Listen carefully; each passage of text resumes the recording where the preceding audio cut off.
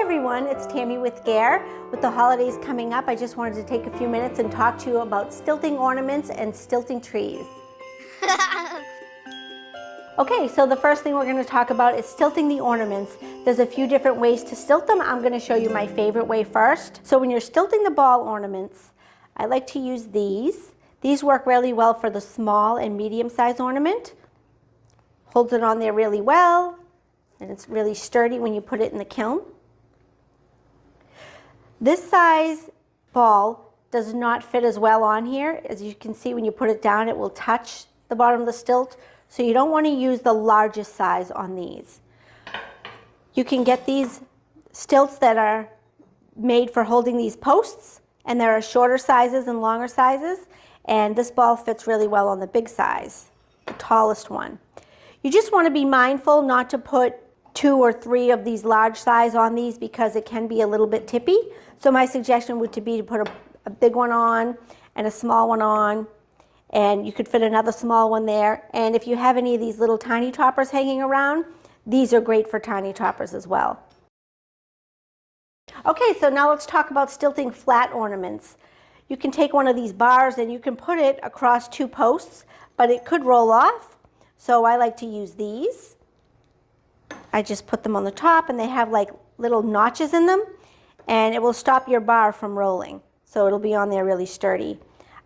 Some ornaments have little wires like this that you can put through the bar, and other ornaments like this snowman is bisque. So when someone paints this, you just want to make sure that the hole is really cleaned out. If you stilt it this way, you can use a pipe cleaner or a cleaning tool, because you don't want to have a lot of glaze in there if you put this on like this, because it will stick to the bar, and when it's time to take it off, you could chip the piece. But our ornaments are flatter on one side, so when we stilt these, we usually just put them on a little stilt like this. That would be my preferred way to stilt these. You can also use the better nails for the flat ornaments as well, and they are different sizes, so you're not going to get all of those stilt marks. You'll just get 2 or 3. So this is a way you can maximize your kiln load. If you use this method, you can just put your ornament ball right on a stilt with 3 prongs, and you can fill your kiln like that. Some people don't like to do that because the stilts will leave the marks in an area that's painted. But if you take good care of your stilts, then they'll stay nice and sharp, and you'll have very minimal marks on them. Okay, so let's move on to trees. This is my favorite stilt for stilting trees. It's really big, it's really wide, it's really strong and sturdy, and even the largest tree that we sell will sit nicely right on it in your kiln.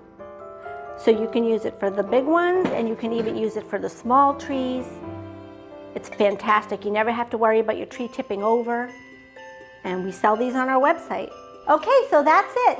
I just wanted to jump on real quick and give you a couple of tips on stilting trees and stilting ornaments. If you have any questions, please leave them in the comments and we'll get back to you. Thanks for watching, and I'll see you in my next video. This one, I got it in the bag. All right, so I'm a professional. I'm an actress.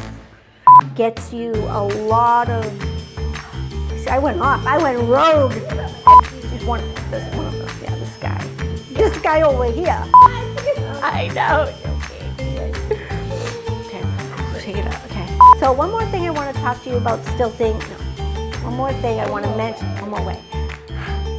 She's like, this could be real quick. You giggled in my video. You ruined it. Okay. It's okay. It's okay, fish.